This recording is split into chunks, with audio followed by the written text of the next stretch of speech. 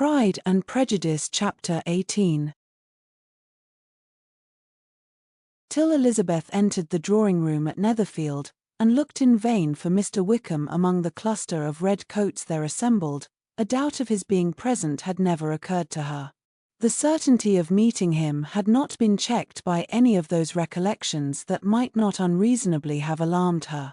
She had dressed with more than usual care, and prepared in the highest spirits for the conquest of all that remained unsubbed of his heart, trusting that it was not more than might be won in the course of the evening. But in an instant arose the dreadful suspicion of his being purposely omitted for Mr. Darcy's pleasure in the Bingleys' invitation to the officers, and though this was not exactly the case, the absolute fact of his absence was pronounced by his friend Denny, to whom Lydia eagerly applied, and who told them that Wickham had been obliged to go to town on business the day before, and was not yet returned, adding, with a significant smile, "I do not imagine his business would have called him away just now, if he had not wanted to avoid a certain gentleman here." This part of his intelligence, though unheard by Lydia, was caught by Elizabeth, and, as it assured her that Darcy was not less answerable for Wickham's absence than if her first surmise had been just, every feeling of displeasure against the former was so sharpened by immediate disappointment, that she could hardly reply with tolerable civility to the polite inquiries which he directly afterwards approached to make. Attendance, forbearance, patience with Darcy, was injury to Wickham. She was resolved against any sort of conversation with him, and turned away with a degree of ill-humour which she could not wholly surmount even in speaking to Mr. Bingley, whose blind partiality provoked her. But Elizabeth was not formed for ill-humour, and though every prospect of her own was destroyed for the evening, it could not dwell long on her spirits, and having told all her griefs to Charlotte Lucas, whom she had not seen for a week, she was soon able to make a voluntary transition to the oddities of her cousin, and to point him out to her particular notice. The first two dances, however, brought a return of distress. They were dances of mortification. Mr. Collins, awkward and solemn, apologizing instead of attending, and often moving wrong without being aware of it, gave her all the shame and misery which a disagreeable partner for a couple of dances can give. The moment of her release from him was ecstasy. She danced next with an officer, and had the refreshment of talking of Wickham, and of hearing that he was universally liked. When those dances were over, she returned to Charlotte Lucas, and was in conversation with her, when she found herself suddenly addressed by Mr. Darcy, who took her so much by surprise in his application for her hand, that, without knowing what she did, she accepted him. He walked away again immediately, and she was left to fret over her own want of presence of mind. Charlotte tried to console her. "I dare say you will find him very agreeable." "Heaven forbid! That would be the greatest misfortune of all. To find a man agreeable whom one is determined to hate. Do not wish me such an evil."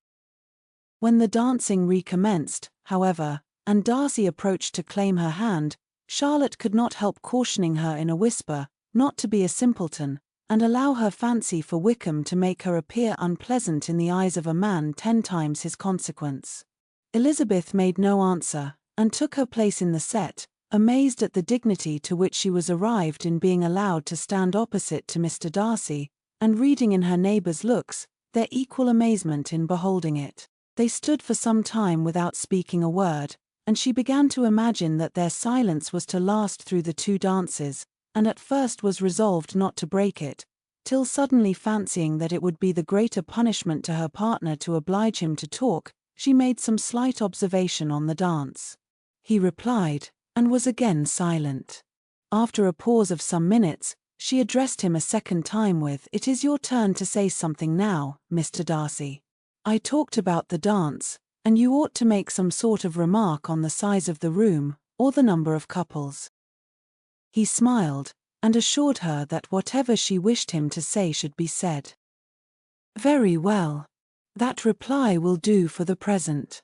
Perhaps by and by I may observe that private balls are much pleasanter than public ones. But now we may be silent. Do you talk by rule, then, while you are dancing?" "Sometimes. One must speak a little, you know. It would look odd to be entirely silent for half an hour together, and yet for the advantage of some, conversation ought to be so arranged, as that they may have the trouble of saying as little as possible. Are you consulting your own feelings in the present case, or do you imagine that you are gratifying mine?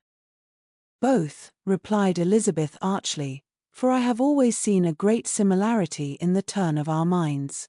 We are each of an unsocial, taciturn disposition, unwilling to speak, unless we expect to say something that will amaze the whole room, and be handed down to posterity with all the eclat of a proverb. This is no very striking resemblance of your own character, I am sure, said he. How near it may be to mine, I cannot pretend to say. You think it a faithful portrait undoubtedly. I must not decide on my own performance. He made no answer, and they were again silent till they had gone down the dance, when he asked her if she and her sisters did not very often walk to Meryton. She answered in the affirmative, and, unable to resist the temptation, added, when you met us there the other day, we had just been forming a new acquaintance. The effect was immediate. A deeper shade of hauteur overspread his features, but he said not a word, and Elizabeth, though blaming herself for her own weakness, could not go on. At length Darcy spoke, and in a constrained manner said, Mr. Wickham is blessed with such happy manners as may ensure his making friends, whether he may be equally capable of retaining them, is less certain. He has been so unlucky as to lose your friendship, replied Elizabeth with emphasis, and in a manner which he is likely to suffer from all his life. Darcy made no answer, and seemed desirous of changing the subject. At that moment, Sir William Lucas appeared close to them, meaning to pass through the set to the other side of the room, but on perceiving Mr. Darcy, he stopped with a bow of superior courtesy to compliment him on his dancing and his partner. I have been most highly gratified indeed, my dear sir. Such very superior dancing is not often seen. It is evident that you belong to the first circles. Allow me to say, however, that your fair partner does not disgrace you, and that I must hope to have this pleasure often repeated, especially when a certain desirable event, my dear Eliza, glancing at her sister and Bingley, shall take place. What congratulations will then flow in! I appeal to Mr. Darcy, but let me not interrupt you, sir. You will not thank me for detaining you from the bewitching converse of that young lady, whose bright eyes are also upbraiding me. The latter part of this address was scarcely heard by Darcy, but Sir William's allusion to his friend seemed to strike him forcibly, and his eyes were directed with a very serious expression towards Bingley and Jane, who were dancing together. Recovering himself, however, shortly, he turned to his partner, and said, Sir William's interruption has made me forget what we were talking of. I do not think we were speaking at all. Sir William could not have interrupted two people in the room who had less to say for themselves. We have tried 2 or 3 subjects already without success, and what we are to talk of next I cannot imagine. What think you of books? Said he, smiling. Books, oh, no. I am sure we never read the same, or not with the same feelings. I am sorry you think so, but if that be the case, there can at least be no want of subject. We may compare our different opinions. No, or I cannot talk of books in a ballroom, my head is always full of something else. The present always occupies you in such scenes, does it? Said he, with a look of doubt.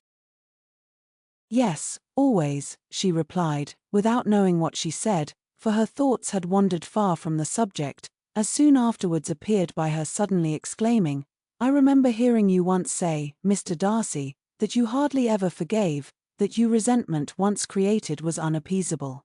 You are very cautious, I suppose, as to its being created. I am, said he, with a firm voice.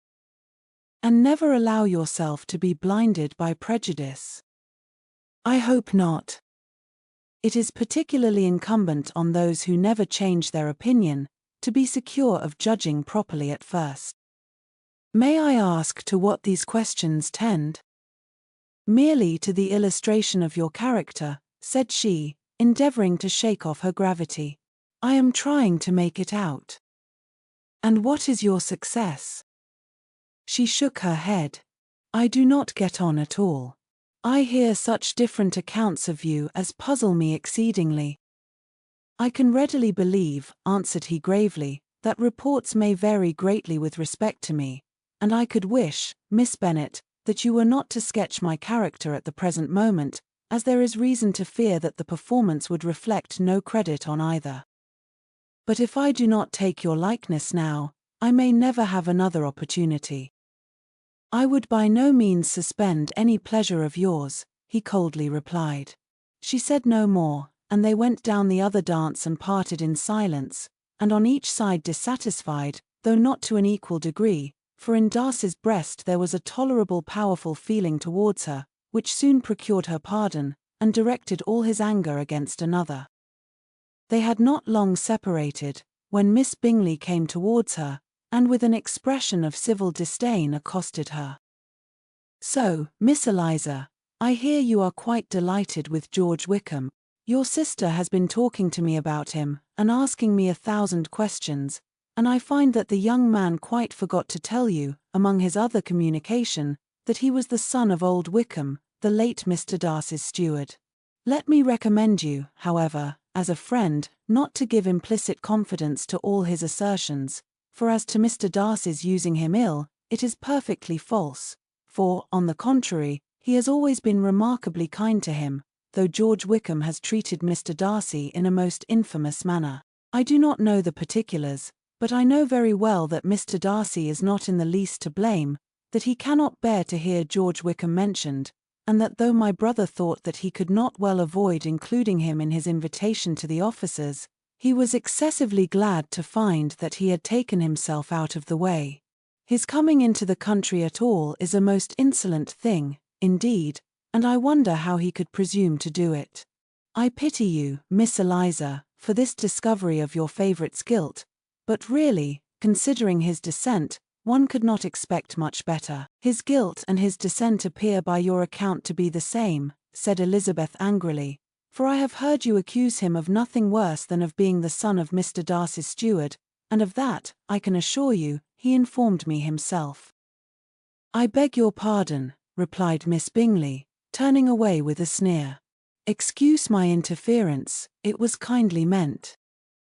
Insolent girl, said Elizabeth to herself. You are much mistaken if you expect to influence me by such a paltry attack as this. I see nothing in it but your own wilful ignorance and the malice of Mr. Darcy. She then sought her eldest sister, who has undertaken to make inquiries on the same subject of Bingley. Jane met her with a smile of such sweet complacency, a glow of such happy expression, as sufficiently marked how well she was satisfied with the occurrences of the evening. Elizabeth instantly read her feelings, and at that moment solicitude for Wickham, resentment against his enemies, and everything else, gave way before the hope of Jane's being in the fairest way for happiness. I want to know, said she, with a countenance no less smiling than her sister's, what you have learnt about Mr. Wickham. But perhaps you have been too pleasantly engaged to think of any third person, in which case you may be sure of my pardon. No, replied Jane, I have not forgotten him, but I have nothing satisfactory to tell you.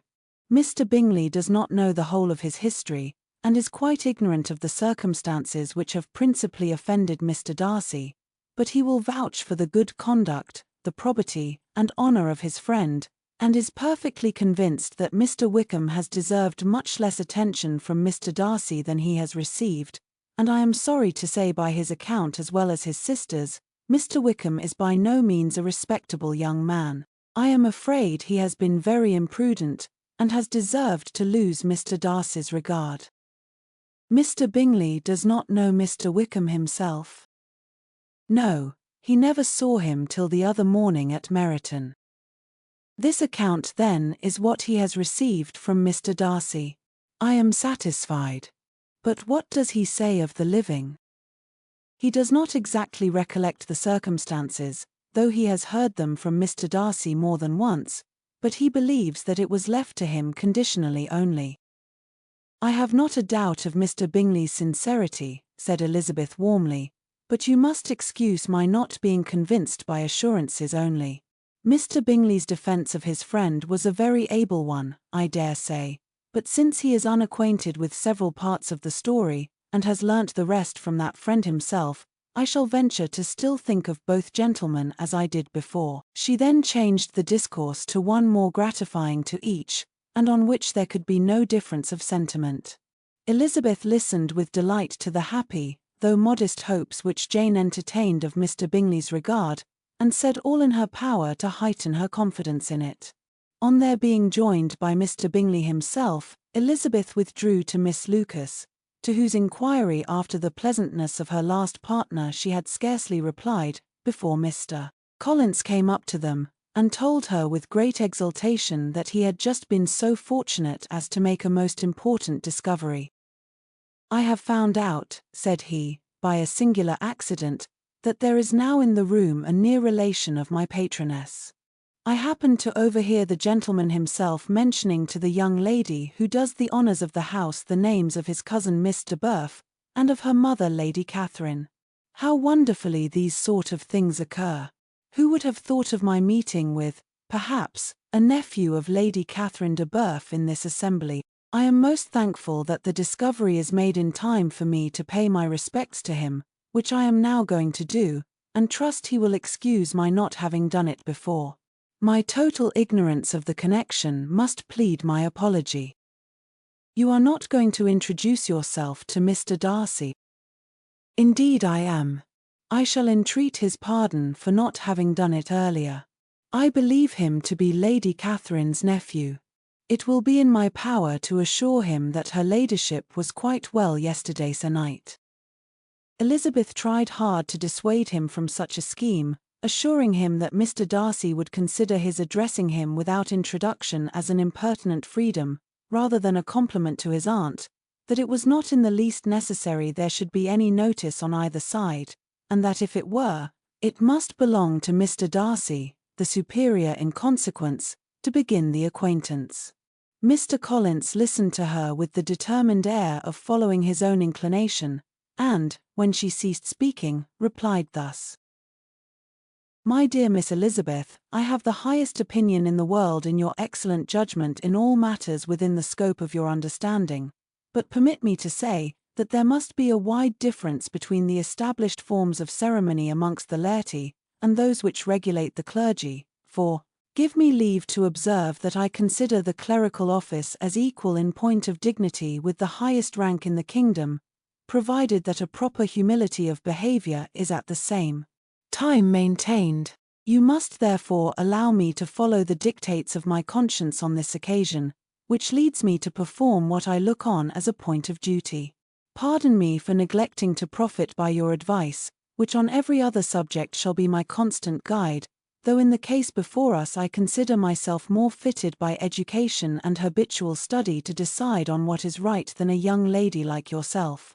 And with a low bow he left her to attack Mr. Darcy, whose reception of his advances she eagerly watched, and whose astonishment at being so addressed was very evident. Her cousin prefaced his speech with a solemn bow, and though she could not hear a word of it, she felt as if hearing it all, and saw in the motion of his lips the words apology, Hunsford, and Lady Catherine de Bourgh. It vexed her to see him expose himself to such a man. Mr. Darcy was eyeing him with unrestrained wonder, and when at last Mr. Collins allowed him time to speak, replied with an air of distant civility. Mr. Collins, however, was not discouraged from speaking again, and Mr. Darcy's contempt seemed abundantly increasing with the length of his second speech, and at the end of it he only made him a slight bow, and moved another way. Mr. Collins then returned to Elizabeth. I have no reason, I assure you, said he, to be dissatisfied with my reception. Mr. Darcy seemed much pleased with the attention. He answered me with the utmost civility, and even paid me the compliment of saying that he was so well convinced of Lady Catherine's discernment as to be certain she could never bestow a favour unworthily. It was really a very handsome thought. Upon the whole, I am much pleased with him. As Elizabeth had no longer any interest of her own to pursue, she turned her attention almost entirely on her sister and Mr. Bingley, and the train of agreeable reflections which her observations gave birth to made her perhaps almost as happy as Jane. She saw her in idea settled in that very house, in all the felicity which a marriage of true affection could bestow, and she felt capable, under such circumstances, of endeavouring even to like Bingley's two sisters. Her mother's thoughts she plainly saw were bent the same way, and she determined not to venture near her, lest she might hear too much. When they sat down to supper, therefore, she considered it a most unlucky perverseness which placed them within one of each other, and deeply was she vexed to find that her mother was talking to that one person, Lady Lucas, freely, openly, and of nothing else but her expectation that Jane would soon be married to Mr. Bingley.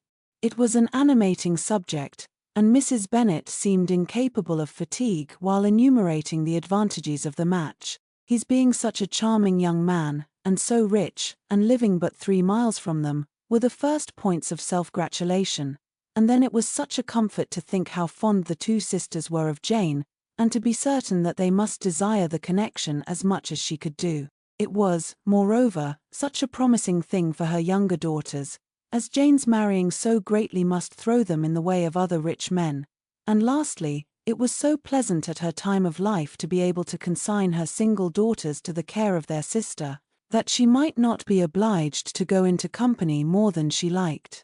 It was necessary to make this circumstance a matter of pleasure, because on such occasions it is the etiquette, but no one was less likely than Mrs. Bennet to find comfort in staying home at any period of her life. She concluded with many good wishes that Lady Lucas might soon be equally fortunate, though evidently and triumphantly believing there was no chance of it.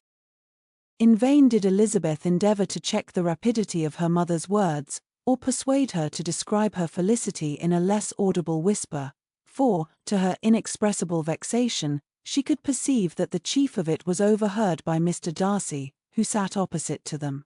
Her mother only scolded her for being nonsensical.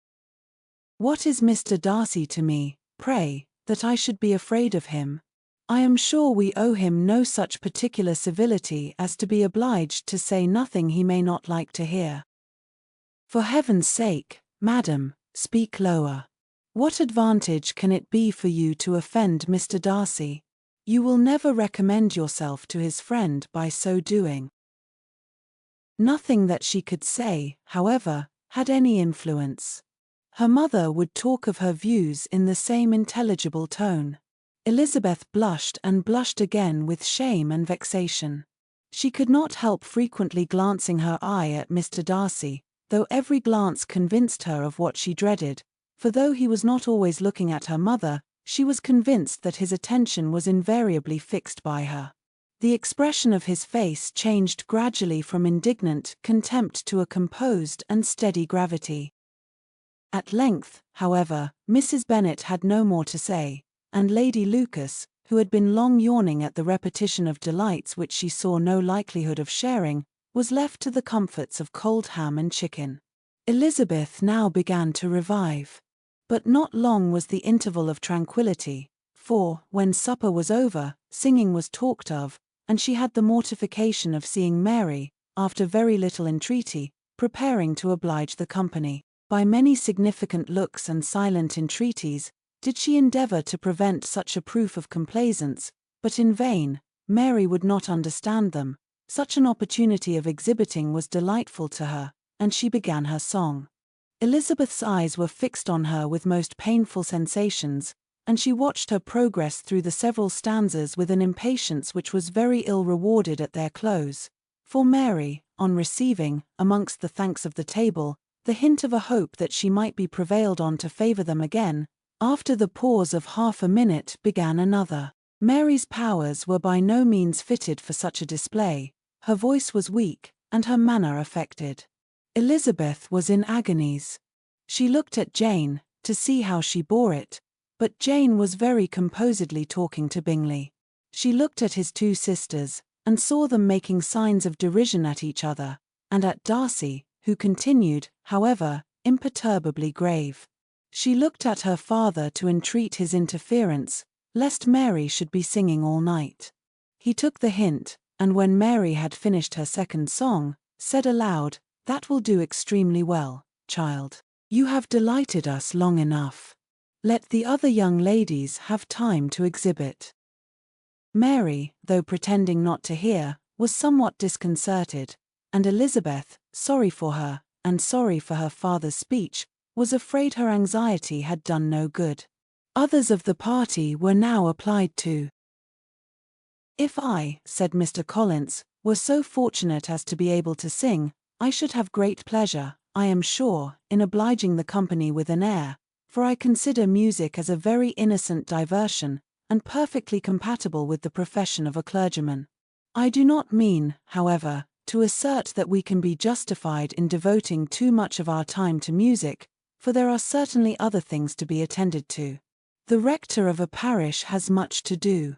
In the first place, he must make such an agreement for tithes as may be beneficial to himself and not offensive to his patron. He must write his own sermons, and the time that remains will not be too much for his parish duties, and the care and improvement of his dwelling, which he cannot be excused from making as comfortable as possible. And I do not think it of light importance that he should have attentive and conciliatory manner towards everybody, especially towards those to whom he owes his preferment. I cannot acquit him of that duty, nor could I think well of the man who should omit an occasion of testifying his respect towards anybody connected with the family." And with a bow to Mr. Darcy, he concluded his speech, which had been spoken so loud as to be heard by half the room. Many stared and many smiled, but no one looked more amused than Mr. Bennet himself, while his wife seriously commended Mr. Collins for having spoken so sensibly, and observed in a half-whisper to Lady Lucas, that he was a remarkably clever, good kind of young man. To Elizabeth it appeared that, had her family made an agreement to expose themselves as much as they could during the evening, it would have been impossible for them to play their parts with more spirit or finer success. And happy did she think it for Bingley and her sister that some of the exhibition had escaped his notice, and that his feelings were not of a sort to be much distressed by the folly which he must have witnessed. That his two sisters and Mr. Darcy, however, should have such an opportunity of ridiculing her relations, was bad enough, and she could not determine whether the silent contempt of the gentlemen, or the insolent smiles of the ladies, were more intolerable. The rest of the evening brought her little amusement. She was teased by Mr. Collins, who continued most perseveringly by her side, and though he could not prevail on her to dance with him again, put it out of her power to dance with others. In vain did she entreat him to stand up with somebody else, and offer to introduce him to any young lady in the room. He assured her, that as to dancing, he was perfectly indifferent to it, that his chief object was by delicate attentions to recommend himself to her, and that he should therefore make a point of remaining close to her the whole evening. There was no arguing upon such a project. She owed her greatest relief to her friend Miss Lucas, who often joined them, and good-naturedly engaged Mr. Collins's conversation to herself. She was at least free from the offence of Mr. Darcy's further notice, though often standing within a very short distance of her, quite disengaged, he never came near enough to speak. She felt it to be the probable consequence of her allusions to Mr. Wickham, and rejoiced in it. The Longbourn party were the last of all the company to depart, and, by a manoeuvre of Mrs. Bennet, had to wait for their carriage a quarter of an hour after everybody else was gone, which gave them time to see how heartily they were wished away by some of the family. Mrs. Hurst and her sister scarcely opened their mouths, except to complain of fatigue, and were evidently impatient to have the house to themselves.